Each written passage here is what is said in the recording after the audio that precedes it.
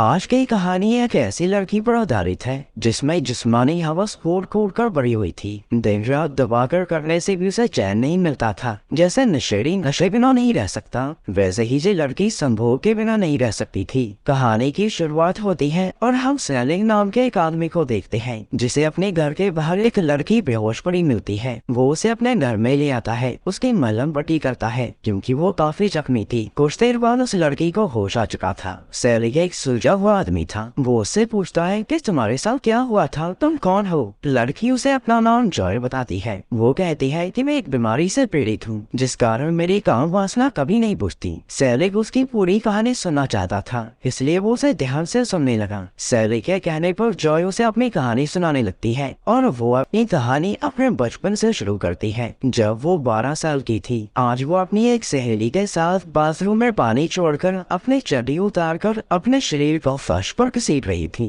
ताकि वो काम वासना को महसूस कर सके। जबकि जॉय के माता पिता को उसके बारे में कुछ भी नहीं पता था। उन्हें तो ये भी नहीं पता था कि उनकी बेटी को कोई बीमारी है। जॉय के पिता डॉक्टर थे और छोटी सी जॉय भी किताबों से गंदी तस्वीरें देखकर अपने अंगों को सहलाने लगती। अब जॉय जवान हो चुकी थी। उसका पिछले 1 साल से जिमी नाम के लड़के के साथ चक्कर चल रहा था। अब वो अपनी सहेली के साथ नहीं खेलना चाहती थी, इसलिए वो जिमी के पास आकर उसे अपना हथियार अपनी गुफा में डालने को कहती है ताकि वो पहली बार अपना खाता खोल सके। जिम्मी उसकी बात मानकर पूरे 4 घंटे उसके जम पर खुदाई करता है, मगर जॉय को मजा नहीं आता क्योंकि वो अपनी गुफा में इसका बड़ा सा हथियार महसूस ही नहीं कर पा रही थी। इसके बाद जब वो ट्रेन में बैठकर घर जाने लगती है तो उसे अपने पास बढ़े आदमी के साथ जिस्मानी खेल खेलने की इच्छा होने लगी, जिसके बाद वो दोनों ट्रेन के बाथरूम में जाकर ही शुरू हो जाते हैं। लेकिन जॉय को जिम्मी की तरह इसका हथियार भी फील नहीं होता, उसे बिल्कुल मजा नहीं आता। कुछ सालों बाद जॉय और भी जवान हो गई। अब उसकी जिस्मानी भूख इतनी बढ़ चुकी थी कि वो कहीं भी बैठी बैठी अपना हाथ अपनी गुफा में चलाना शुरू कर देती थी। लड़कों को देखते ही उसकी हवस अपने चरम सीमा पार कर देती थी।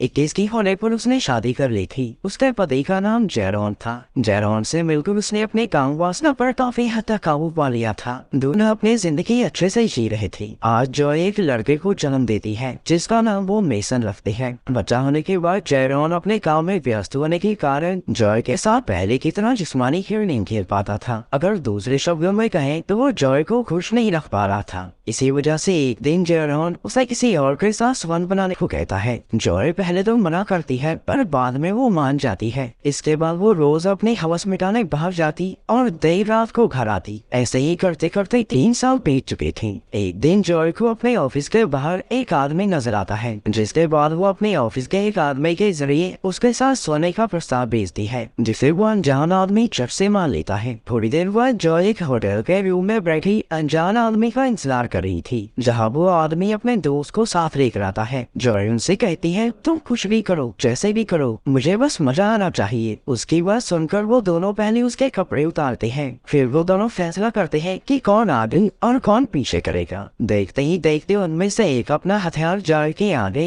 और दूसरा उसके पीछे डाल देता है, मगर जॉय की प्यास उन मोड़ों के मोटे मोटे हथियारों से भी नहीं बुझती। जिसके बाद वो नाराज होकर अपने कपड़े उठाती है और वापस चली जाती है। और थक हार कर जॉय केन नाम के एक आदमी के पास आ गई थी। केन पैसे लेकर काम वासना के भूखी औरतों को मार मार कर तड़पा तड़पा कर निचोड़ता था ताकि उनमें और आग लगी और वो जिस्मानी खेल का खूब मजा ले सकी। जॉय अब रोज केन के पास आने लगी थी। वो हमेशा ही जॉय को सोफे पर अच्छी तरह से बांधकर उसकी गुफा में उंगलियां डालकर चेक करता था कि आज उसे जॉय के साथ क्या करना है, कैसे करना है। एक दिन जब डर कर कोई नहीं होता तो जॉय का बेटा मेसन बिस्तर से उठकर बालकनी में चला जाता है, लेकिन दुर्घटना होने से पहले जेरोन घर आकर उसे बचा लेता है। इसके बाद क्रिसमस के दिन जेरोन जॉय से साफ साफ कह देता है कि तुम्हें अपने परिवार और अपनी हवस में से किसी एक को चुनना होगा। काम वासना से बड़ी जॉय बिना सोचे समझे अपने मजे को चुनती है। जॉय का फैसला सुनकर जेरोन उसे अपने घर से भगा देता है। परेशान जॉय अब केन के पास आ गई थी। वो जहाँ आकर उसे अपने साथ प्यार करने को कहती है। क्योंकि यहाँ जॉय की बारी नहीं थी तो गुस्से में आकर केन उसके साथ काफी बुरे तरीके से पेश आने लगा।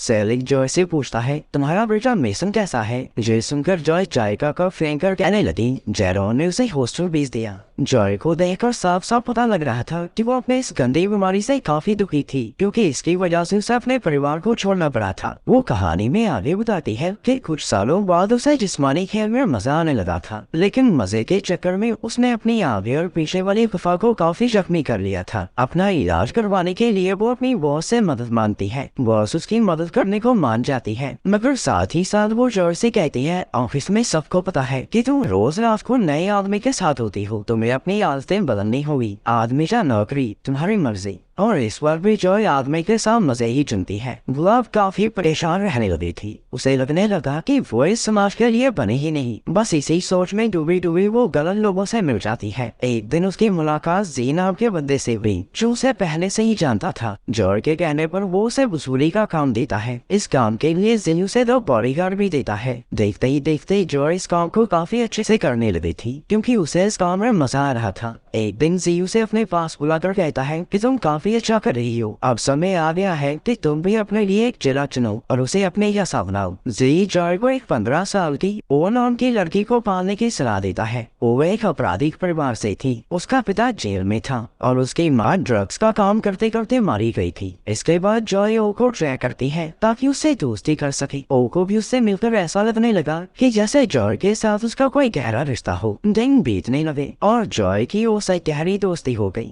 एक दिन जॉय उसे अपने घर रहने आने को कहती है, जिस पर वो उसकी बात मानकर उसके घर में हमेशा हमेशा के लिए रहने आ गई। धीरे धीरे जॉय उसे अपने वसूली के धंधे के सारे पैंतरे सिखाने लगी। साथ रहते रहते दोनों में आकर्षण होने लगा और वो दोनों एक दूसरे को चार चार कर खाने लगती है। कुछ दिनों बाद जॉय वसूली करने गलती से जेरोन के घर पहुंच गई, जिस कारण वो ओ को मिशन पूरा करने को कहती है। वो अपने पहले काम को सफलतापूर्वक पूरा कर लेती है, मगर कुछ दिनों बाद जॉय को अपने फैसले पर पछतावा होने लगा, क्योंकि ओ ने जॉय के साथ साथ जेरोन के साथ भी जिस्मानी रिश्ता बना लिया था। ये देखकर वो बहुत दुखी होती है। कहीं ना कहीं उसे जलन होने लगी थी और इसी जलन के कारण वो जेरोन को मारने का फैसला करती है। जेरोन को मारने के लिए वो गन लेकर उसके घर में घुस गई, जहाँ जेरोन ओ के साथ ही था, मगर काफी कोशिशों के बाद भी वो उसे मार नहीं पाती। शायद उसके गन में कोई खराबी आ गई थी, लेकिन जेरोन गुस्से में आकर जॉय को बहुत मारता है। इतना ही नहीं, वो उसी के सामने ओ के साथ जिस्मानी खेल भी खेलता है। जॉय सेलिक से पूछती है, मेरे गन ने काम क्यों नहीं किया होगा?